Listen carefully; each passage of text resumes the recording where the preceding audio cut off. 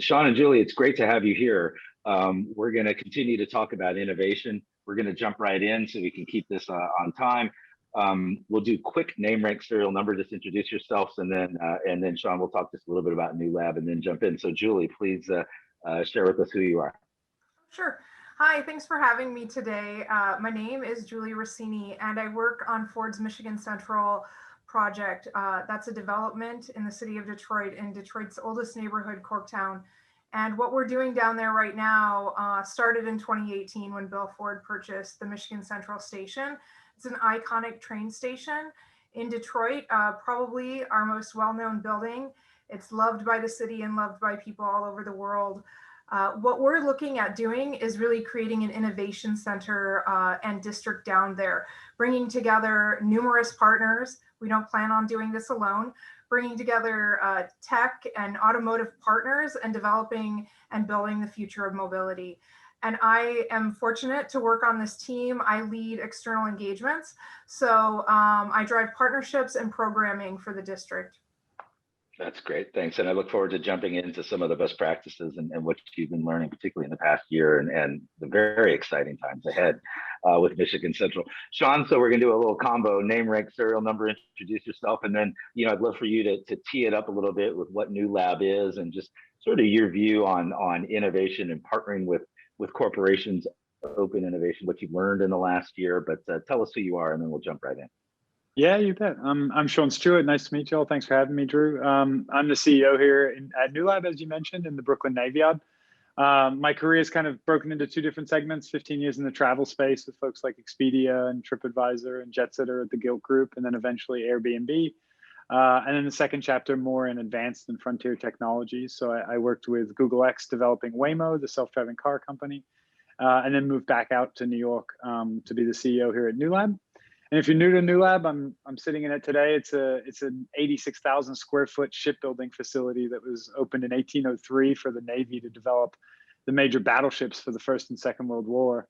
And about 6 years ago, we won an RFP to convert what was at the time an abandoned building into a home for frontier tech entrepreneurs, technologists, researchers, all the people building difficult technology and difficult products for the world's more challenging problem sets. And so today we opened with just 100 people 4 years ago. Today there's 900 people here, 170 different companies. And we run both innovation studios, which are partnerships with corporate and government clients alike to help prototype early stage technologies from around the world in regards to specific opportunities or threats that they're experiencing. And then we also have venture studios, which is where we build companies from the ground up. We find insights in the innovation studios that give us direction of where a new product or entity might be needed, and we build those entities ourselves. That's great. It is truly a spectacular facility, and we can't wait to partner with you and do an in-person event so we get everybody there. So Shaun, I'll continue with you here briefly. Just talk to us about, I suppose, even the last year, and the point of something like New Lab is to get people together. We all like to get people together, and startups and corporates and studios, and get everybody there, and the energy and the excitement. How's it been in terms of the last year, and have any best practices emerged? And because we'll continue in a hybrid world, virtual's not going to go away. We've learned to do it. So, what have you learned in terms of keeping the ecosystem flame going and the ecosystems together in a more virtual way, even though people are still coming to the Navy Yard? Yeah, I mean, I think as Julie and the Michigan Central team kind of embark on an exciting similar project to build an innovation district in and around Corktown, I think what we learned through this is that if you mean a lot to a small population of people, or a type of user, or a type of inventor and entrepreneur, you can survive periods like the year 2020 with greater resilience, if that makes sense. And that's because we built an ecosystem here, $9 million worth of prototyping equipment, programming, fundraising efforts, the support system for a certain type of entrepreneur. We only accept 9% of the applicants that come into New Lab. And it's not because the 91% aren't very interesting companies with high likelihoods of success. It's just we go after the folks that are working with hard tech to beat hard problems. And that's not the typical entrepreneur.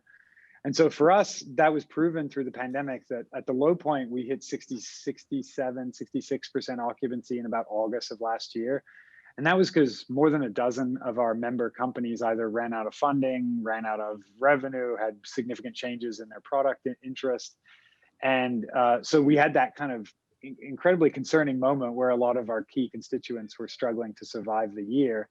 And then the back half of the year, we set record months in regards to the application volume. And by the end of the year, we're just about to hit 100% occupancy.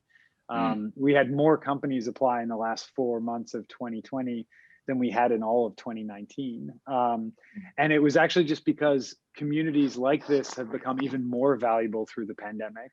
Signing long-term leases on offices that you don't know whether you're going to be able to afford 3 years from now is difficult for a 5-person team. Having a community to support you when your supply chain falls apart and you can no longer get the sensors you need from Shenzhen is valuable. Having a more diverse set of capital tools other than just the typical VC route that a startup may know about was very helpful in 2020. And so we certainly saw that side of the pandemic, that our community was more resilient. That, I mean, New York is about to hit 20% of offices, I think, are occupied. And we're in the 90s. And I think that has a testament to just building a product with a specific user in mind. And we've seen the response as a result. And then the final piece, and I'll shut up, was the proof point of testing our innovation studio model, which was New York City called on us from the mayor's office and the EDC here in New York, because they needed to rapidly prototype bridge ventilators for New York City hospitals. They needed 4,000 to 5,000 bridge ventilators. And they came to us to utilize what we typically do over a 12-month innovation cycle. And they asked us to do it in 8 to 10 weeks instead of 10 to 12 months. And so that was a really great experience for us to test out the kind of collaboration that you'll see at Michigan Central of bringing together academic institutions, corporate entities, government bodies, with some of the leading entrepreneurs and technologists to really see what they're capable of when they're all together on something. That's great. No, I appreciate the background, and we'll dive into some of the best practices too that you've learned. And Julie, I want to learn a little bit more about, where Michigan Central is going to go in the vision and lots of exciting things. But I'd also like your thoughts on the last year in terms of your role and Ford broadly in innovation. And you have you have Ford X. How have you kept the ecosystems together and continue to engage the startups and helps you drive your innovation forward in the last year? What have you learned as best practices that'll help you move forward? And I guess let's call it more of a hybrid, manner in terms of engaging the ecosystems. Sure, absolutely. So I think our relationship with New Lab is probably the most interesting piece here. Excuse my dogs. I think someone just rang my doorbell, but I think that. No worries.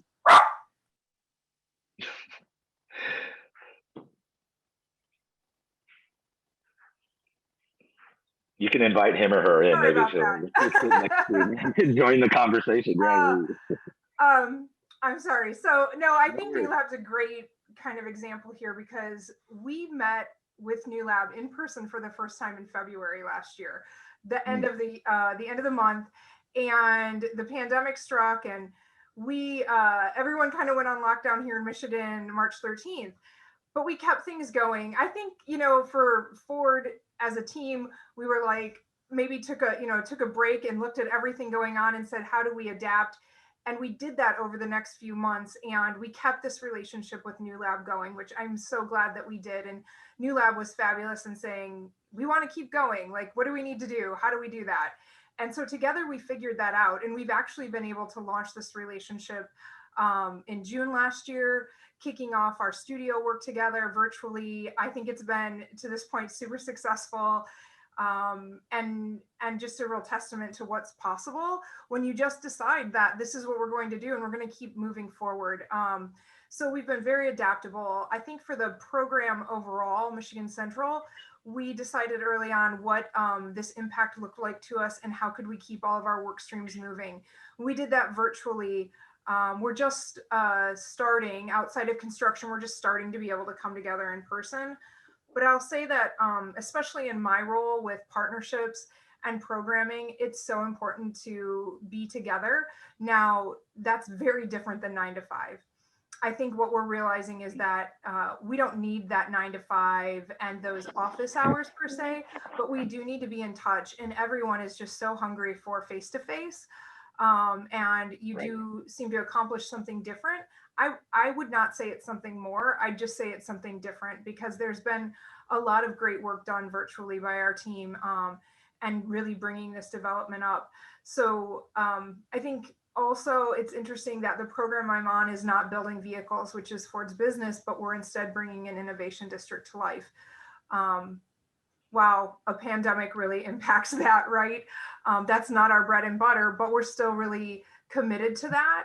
And we are definitely looking for this open platform of partners, and looking at others who've been able to adapt and keep moving forward. And the space that we're creating, being partners with New Lab, I think these are just the kind of stakes in the ground about what we're looking to do and how innovation can thrive. And a 100-year-old company like Ford can lead the way. And in regards to, looking at the goal and the mission of Michigan Central, you're talking a lot about micromobility and mobility, and what will be that sort of core focus of the innovation district? There are so many technologies, right, and emerging tech that you can say, hey, we want to focus on this, and let's start doing this, and this is pretty cool. But I know you have a pretty firm focus there, so I'd love to hear a little bit about, if you look at a year or two out. Sure. Absolutely, our mission is to build the future of mobility. I think I might have missed. Yeah. I might have missed technology. I get an incoming call on Zoom and I have to quickly decline it. It's just like, so I was just saying, what is that core focus there at Michigan Central? I know it's a lot around mobility, and it's not just about auto or EV or AV, and but what is that core focus moving forward there? Sure, it is absolutely to build the future of mobility. So to look at the problems that are facing our customers and solve those problems with mobility solutions. Ford has a real mission around electric vehicles and autonomous vehicles. We're definitely driving that technology.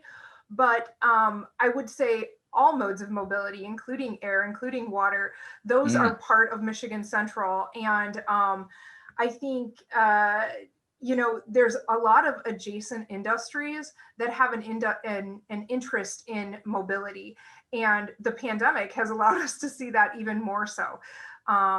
I can't tell you how many calls I'm on every week with different industries about how mobility can solve some of the problems that they've faced given this pandemic. Goods delivery, moving people even in a safe and,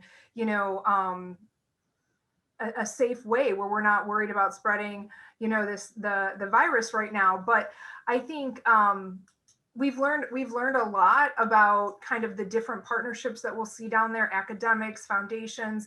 I think those were kind of the natural and what we were thinking. But through this last year or so, we're really looking at all of the adjacent industries that may be able to come in and create together down here. And Shaun, I'm going to ask you the same question that I asked Julie here. Longer term, as you look at the horizons of 2 years or 3 years or whatever it might be, and how are you going to define success? So for the people out there who may be in cities, or people that are looking to set up a place like a Michigan Central or a New Lab in a city or a region, how are you measuring, the success there as you look at, sort of out maybe 2 or 3 years? What will you say? Yeah, this really worked and achieved what we wanted.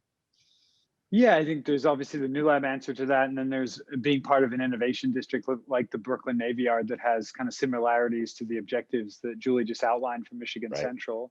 I mean, if you look at the Brooklyn Navy Yard, it's arguably one of the most impressive, like organic innovation district development projects over the last 10 or 20 years. It's definitely used as an example where they found a 300-acre plot of land, needed to invigorate job creation around that. This Navy Yard at the end of the Second World War had 60,000 employees. That dropped down to the 1,000 or 2,000. And now we're back up to close to 20,000 people employed across the 300-acre campus. It is easy for companies to develop and launch pilots throughout the area. The only autonomous vehicles being tested right now in New York City are in the Navy Yard. And I think that's one of the things that will attract a lot of technologists to Michigan Central, is you want to make it easy to test out a range of different products and iterations in an easy and scalable manner. At Google X, we had an abandoned Air Force base we leased for testing autonomous vehicles through different high-risk experiences. The average startup doesn't have the funding to do something of that sort. So joining districts and community where you get this support, you have access to the pilot grounds you need, you have access to capital during something as challenging as a pandemic, where you have a similar community of people who can help you with the problems. And so the overall indication of success is job growth, number of companies created. We like to be the parents' basement. We like the 170 companies here to get too big where they can't live here. We want them to scale outside of the Navy Yard. Brooklyn is now second in the country in tech job growth, which has changed just in the last 5 years. And you see more than 10% of that is companies that have been started here at New Lab, but then have hundreds of employees now throughout New York City, and are now just virtual members to our community. Yeah, it's very much the flywheel model, isn't it? Yeah. Exactly. The hope is, like, it's a great example. Jump was one of the companies that was built here, acquired by Uber for a couple $100 million. We now have 3 other companies that are being started by people from Jump who have left and are now part of the community to build their next endeavor. Right. And so you start to see that machinery where it's a self-sustaining community and innovation district that brings job growth and talent to cities. We have 38% of the companies here relocated to New York to be here. So you're actually magnetizing talent away from the West Coast, away from Europe, away from Asia Pacific, and you're bringing them to cities that are excited by that development. Right. And I think Yeah. Detroit and Corktown is a pretty exciting one. Who needs an Amazon second headquarters, right? Yeah. We're doing okay. Yeah, we're doing all right. Julie, sort of same question, looking broadly at the innovation district and how you and your team are going to define success over time, but also I'm also curious, are there also sort of metrics around how does this, I know it's for the community, it's for the ecosystem, but are there also goals where Ford directly benefits and you hope to see some products or services and innovations that come out of this that also benefit Ford? And what are your metrics sort of behind that? So absolutely, we're looking at we're looking at bringing down about 2,500 employees to the district itself. And I think that the goals and metrics for Ford will be around the innovation, the adjacent industries, the kind of success and trends of EVs and AVs and where we're going with that work. Right now, we're targeting 2,500 employees from Ford and at least 2,500 from other companies. I think that it'll be really interesting what happens with that collaboration. And I think those metrics are going to be what's really exciting because it's different. It's a different way of working for Ford. It's a different way of working for all of the traditional OEMs where we are more siloed. And I think, it's interesting to think about what we could do together. This concept of an open platform is very different. It's very different for Ford. It's very different for the city of Detroit and the startup and innovation community that's here today. So we're really looking at how we can change things and bring this to life. I think that the way we're going about it and thinking about things differently is going to drive that. New Lab themselves are something very different. Their model's very different. And we're so excited to be working with them on it because of the success that they've had and just what they bring to the table here about being so inclusive. I don't think we've mentioned it yet, but one of the studios that they're running with us is a civic studio. So that's directed at the community, and the community is actually the stakeholder, and they're the ones that we've brought in to really identify the issues and think about solutions to the challenges that they're facing every day. We've divided our investment partially with the community and partially for Ford Motor Company. And success in both of those areas will be a successful Michigan Central. If we fail on either end, I don't think that overall this district's going to be a success. No, that's great. And following up on that, Julie, briefly, and Shaun, I'll come to you with a similar question. Julie, you're in charge of the external partnerships and engagement. So what are your thoughts in regards to best practices and around what are all those components of the ecosystem? Obviously, you want startups in there. Is it working with academia that's local, right? In terms of the colleges and universities, is it the government? Is it the state of Michigan, the city of Detroit? What are all those pieces of the puzzle as it relates to the ecosystem that you think creates a very vibrant sort of innovation district or innovation hub like a Michigan Central? So I think I start with Ford Motor Company, believe it or not. Like that's where I'll just start with our values as a company and who we are and kind of what we bring to this relationship with the city, with the community, and with all of the other companies that'll be coming down there. We're a family company. We have really strong values. Our ethos is to create equity, to be inclusive, to recognize the history and the heritage of Corktown. But of course, we want to build the future of mobility, and we want to, we want innovation to thrive there. So how do we bring all of those things together? I think that's what we're really looking at. We're interested in bringing the community in all aspects that you said. So local universities, local startups and entrepreneurs, local foundations. We have a really rich ecosystem here in Detroit around that. The state of Michigan's been a great partner to Ford over the years, and even in this development as well. I think all of those players are really going to see this as a space where we can not only create value for the work that we're each doing, but collectively for the city, for the state, for the industry, which is really, I think it's just a really interesting nod to kind of where Ford started and, the work that we did over 100 years ago to bring automobiles to the road, and then the things that we've done for employees, and really those values have shined through year over year. And how do we do that in this space? So that kind of mindset is what drives our conversations with partners. It drives our conversations with the partners around programming. So we know it's not just bringing tenants in. This isn't just a real estate deal.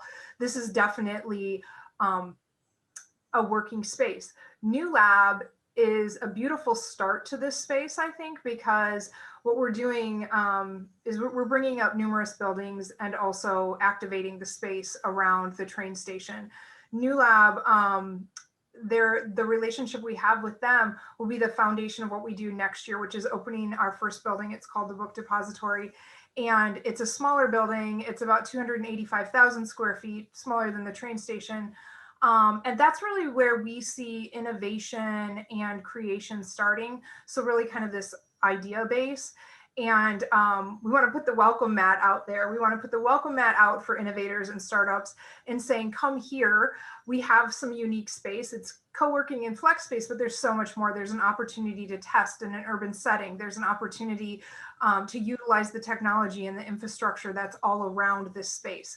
And I don't know. I'm sorry. I think I've like gone on and on. But no, it's quite all right. No, it's exactly what we're looking for in terms of all those pieces of the ecosystem. And Shaun, we just have like a couple of minutes left, and I think what I'd like to hear from you. I know you have thoughts on the community, but what I'd really like to dig in a little bit as we wrap is sort of best practices around innovation, particularly for larger organizations or even medium-sized organizations, and the venture studio model. Should I start my own lab, or should I partner with you to do like a venture studio or an innovation studio? And any also best practices that came out of sort of Google X, and that's a very large company, and Google X is, for lack of a better term, sort of like an innovation lab, if you will, and what you learn there. And what should a company do if they don't have a lot of resources, maybe they want to put dip their toe in. What are these different models? Let's create our own independent lab. Let's do a venture studio model with New Lab. What's your advice? Yeah, I mean, you see these at the high level. If you're generalizing, you see internal and external strategies, and then you see organizations that have a combination of both, and some of those are certainly the most effective. My Google X experience was a great example of an internal strategy. And to be successful at that, it typically requires patience of funding. You need funding that's available for decades on projects before they produce revenue, as an example. Project Chauffeur, the development of the autonomous vehicle, took 11 years to provide $1 in revenue back to Alphabet. And so you need that level of kind of patient capital that people are willing to invest in your efforts in that regard. Then you need to be able to attract and retain at a full-time level the best talent in the world. If you're going to do moonshot projects across 30 different industries and opportunities, you're going to need the best minds and the brightest minds in all of those areas. And if you're lucky and you're Google, maybe the world's best computer vision engineer, she's excited to work at Google. Or maybe you're a huge billion-dollar organization that makes toilets, and a computer vision engineer is less attracted to that kind of career opportunity. Then you build an environment where failure is accepted. You've seen articles about Google X like almost bonusing people for shutting down their own projects, because you need an environment where failure is totally okay. Day-to-day KPIs, quarterly objectives, it doesn't feel like failure is as accepted in those environments. In a moonshot project, innovation, working on 10+ year efforts, you need to know that failure is going to happen, and you need to have a culture that's okay with that. And so those are some of the pieces you see at like a Lab 126 at Amazon or Google X, where they can fund things for years after year without massive issue from investors. They can attract the best talent. They can create the right kind of environment that makes failure acceptable. And then what we do is we either add on as an external strategy to those people running internal strategies, or we serve as a replacement when they struggle in one or two of those flavors we just mentioned. So maybe you can't attract the leading engineers in the fields that you need them as full-time employees. Maybe you can't afford them. But with our model is taking 12-month partnerships with corporate and government bodies and bringing those technologists, those entrepreneurs, those researchers into the studio, where they develop new technologies, new products, where they own the IP. So the cost of their insight isn't as difficult as hiring them full time. But the corporate or government client then gets to pilot those technologies, see if they do what they claim they would do, and then have access to license or acquire or invest in what's been tested and developed in their studio. And so the average innovation studio has a budget that's the equivalent of like 2 engineers on my team at Google. And for the cost of those 2 people, you get 50 to 100 different technologists, entrepreneurs, startups, government representatives, corporate entities, all working to solve your problems. One of the efforts of the studio in Detroit is around charging infrastructure, which is that adjacent industry or opportunity that Julie's representing, which is if you roll out fleets of EVs for commercial use case, that's fantastic. The charging infrastructure there for them. And so that's an example where you're not going to succeed in solving that without all the right people at the table, because it's not just an OEM thing. It's not just a government thing. It's not just a technology or academic thing. It is the full ecosystem conversation, right? Exactly, Drew, well, look, this has been great. And it is a top priority for me to bring one of our events both to New Lab as well as to Michigan Central, trying to convince the powers that be in the second half of the year, we need to go like on an innovation tour and hit some of these cities. So look, thanks again, guys. This was a great conversation, and I look forward to doing it again in person sometime soon. Yeah. Thanks for having us. Thank you. Thanks, guys.